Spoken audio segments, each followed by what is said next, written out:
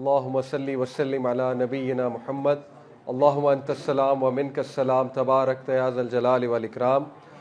اللہم انفعنی بما علمتنی وعلمنی ما ینفعنی وزدنی علما رب اشرح لی صدری ویسر لی امری واحلل عقدۃ من لسانی یفقہوا قولی۔ السلام علیکم ورحمۃ اللہ وبرکاتہ۔ سورہ یوسف میں نے کیوں سلیکٹ کی، بہت سوچا اس پر کہ کون سی قرآن کی سورہ سلیکٹ کی جائے۔ ویسے تو پورا کا پورا قرآن از فل آف وزڈم، یاسین والقرآن الحکیم، بے شک قرآن پورا کا پورا ہی حکمت سے لبریز ہے، لیکن یہ سورہ اسپیشل اس لیے ہے کیونکہ یہ وہ کہانی ہے کہ جس کہانی میں زندگی کا آلموسٹ ہر ایسپیکٹ ہے، میں بھی آپ کو ثابت کروں گا۔ اسی لیے اللہ سبحانہ تعالیٰ نے اس کو احسن القصص کہا، دا بیسٹ آف سٹوریز۔ اور اس کی جو ریویلیشن کا بیک گراؤنڈ ہے وہ بھی اتنا حیران کن ہے جس کو سن کے ہمیں یہ محسوس ہوتا ہے، بلکہ محسوس کیا کنفرم بات ہے کہ اس سورہ میں کنفرم غم کا علاج ہے۔ تو اگر کسی نے اللہ رب العالمین کی ذات پہ اپنے توکل کو ریوائیو کرنا ہے، اپنے ایمان کو ریوائیو کرنا ہے، اور انسان نے دوبارہ سے اپنے کیا کہنا چاہیے کہ اللہ کے ساتھ تعلق کو ریوائیو کرنا ہے، تو سورہ یوسف از دی موسٹ، میں کہوں گا نیڈ آف دی آور سورہ، جس پہ ہمیں غور و فکر کرنا چاہیے۔ اکثر ہمیں چیزیں دیکھیں پتہ ہوتی ہیں، لیکن جیسے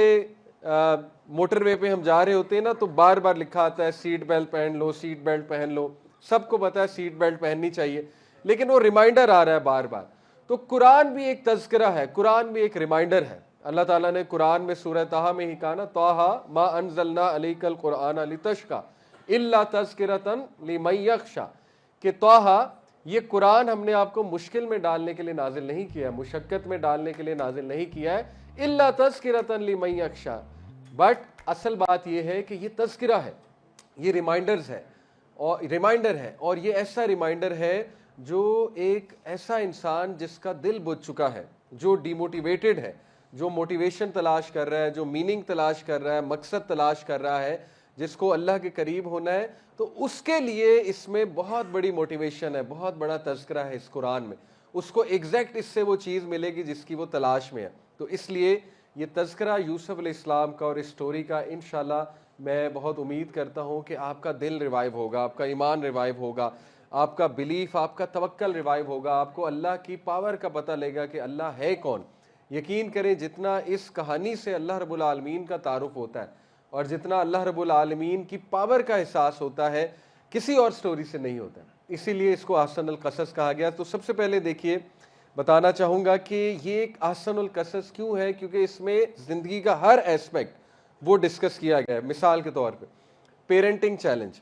ایک پیرنٹ اس سٹوری سے ریلیٹ کر سکتا ہے، اسپیشلی وہ پیرنٹ جس کی اولاد میں کچھ اختلافات چل رہے ہیں، یا ایک ایسا پیرنٹ جس نے اپنے بچوں کی تربیت بہت اچھی کی، پوری اپنی ایفرٹ کی، دین سکھایا، لیکن سٹل اس کے بچے تھوڑا دین سے ہٹ گئے، یا اس کے بچے تھوڑے سے ڈائیورٹ ہو گئے، کیونکہ یعقوب علیہ السلام سے زیادہ اچھا فادر کون تھا، اور وہ نبی بھی تھے، لیکن آپ دیکھیں کہ ایک نبی کے بچے بھی کچھ ایسا کام کر سکتے ہیں، یعنی دے اینڈڈ اپ ڈوئنگ حسد ود ایچ ادر۔ تو آپ دیکھیں کہ یہ سٹوری ایک پیرنٹ بہت ریئلسٹکلی ریلیٹ کر سکتا ہے اس سٹوری کے ساتھ، اور اس سٹوری سے ایک پیرنٹ پیرنٹنگ بھی سیکھ سکتا ہے، اسپیشلی جو فادرز ہیں، ٹھیک ہے، پہلی بات۔ دوسری بات، اس سٹوری میں dealing with loss and personal setbacks کا ذکر ہے۔ یہ تو ہر بندہ ریلیٹ کر سکتا ہے۔ کوئی سسٹر ہے ڈیورس سے گزر رہی ہے، ایک پرسنل سیٹ بیک ہے، پرسنل لاس ہے، ٹھیک ہے۔ اسی طرح کوئی ہمارا بھائی ہے ڈیورس سے گزر رہا ہے، پرسنل سیٹ بیک ہے۔ کسی کی اولاد اس کے ہاتھ سے چلی گئی، اللہ سے دعائیں کر کے مانگی تھی، لیکن یہ کہ بچپن میں ہی فوت ہو گئے، یا پیدائش کے بعد فوت ہو گئے، ایک لاس ہے، پرسنل سیٹ بیک ہے، ٹھیک ہے۔ اسی طرح کوئی کچھ چاہتا تھا کرنا، وہ نہیں کر سکا، ایک پرسنل سیٹ بیک ہے، ایک ریجیکشن ہے، وغیرہ وغیرہ۔ تو ہم سب، ہماری زندگی میں کوئی نہ کوئی پرسنل سیٹ بیک ہے، کوئی نہ کوئی پرسنل لاس ضرور ہے۔ کوئی کسی بیمار سے سٹرگل کر رہا ہے، اس کے گھر میں کوئی بیمار موجود ہے، کوئی اپنی اولاد کے حوالے سے سٹرگل کر رہا ہے، ٹھیک ہے نا۔ کوئی جو ہے وہ ایک لاس کو لے کر سٹرگل کر رہا ہے، جیسے میں نے ڈیورس کا ذکر کیا،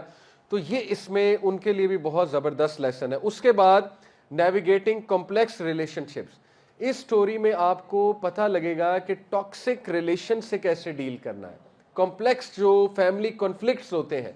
اور یہ اگر دیکھیں انبیاء کی فیملی میں ہو سکتے ہیں تو کسی بھی فیملی میں ہو سکتے ہیں، یہ بات بہت ضروری ہے سمجھنا۔ اور دیکھیں ان بھائیوں نے ان کے بھائیوں نے یوسف السلام کے بھائیوں نے آپس میں حسد کیا،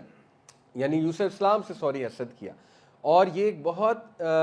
دردناک اور بہت پینفل چیز تھی یعقوب علیہ السلام کے لیے بھی اور یوسف علیہ السلام کے لیے بھی، ٹو سی کہ اپنے بلڈ نے کس طرح سے ان کے ساتھ زیادتی کی۔ تو اس سے وہ لوگ بھی ریلیٹ کر سکتے ہیں جو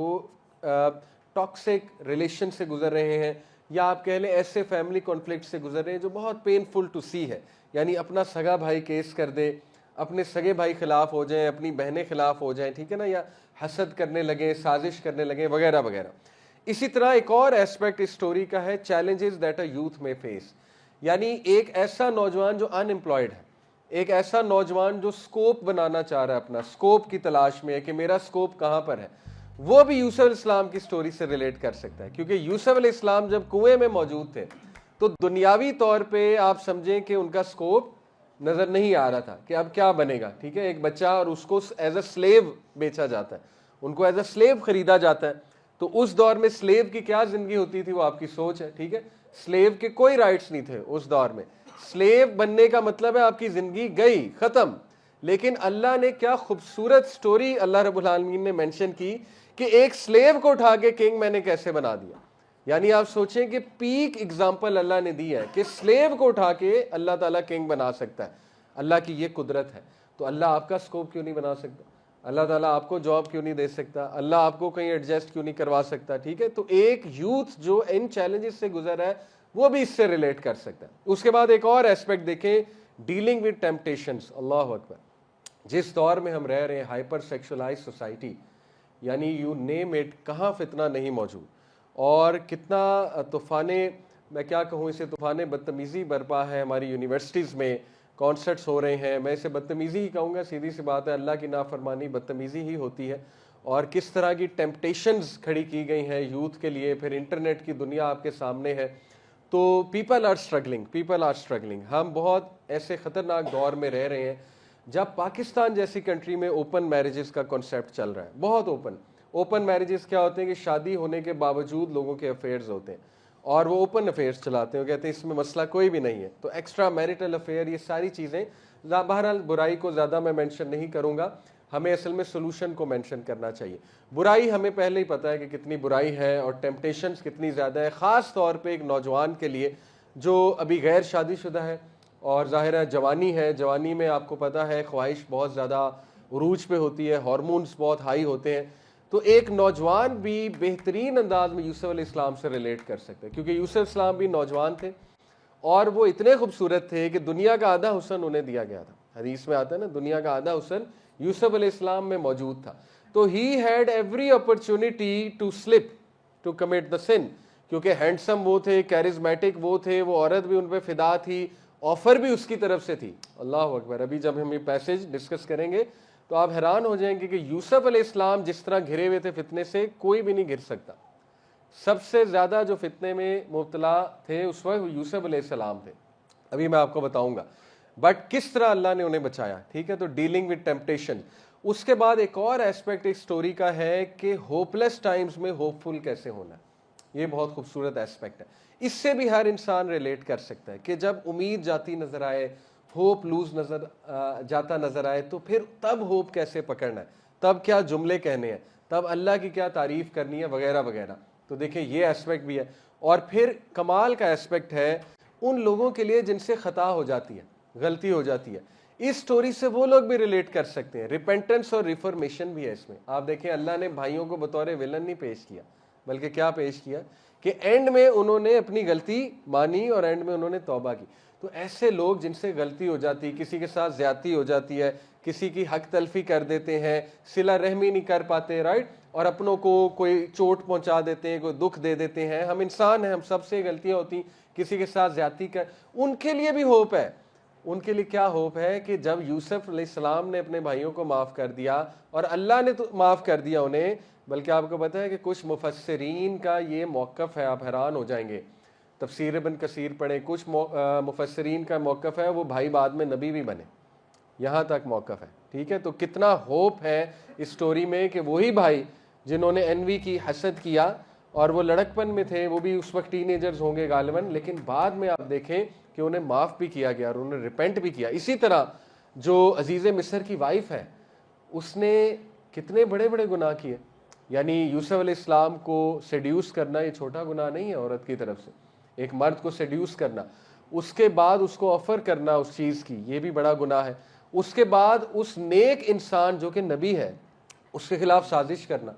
اور اس کے خلاف سازش کر کے اس کو جیل کروا دینا, کیا یہ چھوٹا گناہ ہے؟ یہ بہت بڑا گناہ ہے. لیکن اللہ نے اسے بھی معاف کیا. ٹھیک ہے, اس سٹوری میں مل رہا ہے ہمیں یوسف علیہ السلام نے بھی معاف کیا, اللہ رب العالمین نے بھی معاف کیا, اور باپ نے بھی بچوں کو معاف کیا. یعنی یہ سٹوری ہر وہ شخص ریلیٹ کر سکتا ہے, ہر وہ انسان جو معافی کی تلاش میں, جو ریپینٹنس کی تلاش میں, جو نا امید ہو گیا کہ پتہ نہیں میری معافی ہوگی کہ نہیں ہوگی, پتہ نہیں اللہ تعالیٰ مجھے معاف کرے گا کہ نہیں کرے گا. تو دیکھیے ہر انسان اس سٹوری سے ریلیٹ کر سکتا ہے. اور آخری جو ایسپیکٹ ہے اس کا وہ ہے کہ اللہ چاہے تو خاندان میں بھی صلح کروا دیتا ہے, یعنی خاندان بھی اس سے ریلیٹ کر سکتا ہے. چاہے جتنی مرضی ٹف سچویشن ہو, اللہ چاہے تو ریکنسیلیشن سب کی کروا دیتا ہے. جیسے اللہ نے یعقوب علیہ السلام کی آنکھیں ٹھنڈی کی کہ ان کی ساری فیملی کو ریکنسائل کر کے ری یونائٹ کر دیا.